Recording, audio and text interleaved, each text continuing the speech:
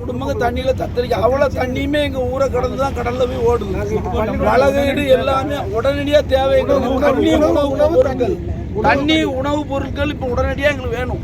இல்லைன்னா மக்கள் பசியிலேயே செத்துப்போம். குழந்தைகளுக்கு பால் கிடையாது. மக்கள் வந்து புகலிடத்துல இருக்காங்க. இப்போ குழந்தைகளுக்கு பால் கிடையாது. ஹைஸ்கூலு பள்ளிக்கூடம் உயரமான இடங்கள்ல தங்க வச்சு மட்டப்பாவடையெல்லாம் வச்சிருக்கோம். பொதுமக்கள் சேர்வாக சாப்பாடு ஆக்கி நாங்களே ஊர்ல இருந்து ஆக்கி பொதுமக்களுக்கு கொடுத்துக்கிட்டு இருக்கோம். எங்கேயுமே எங்களால வழி செல்ல முடியல. திருச்செந்தூருக்கு படகுல வர சொல்ல இந்த பேட்டி நாங்கள் கொடுக்குறோம்.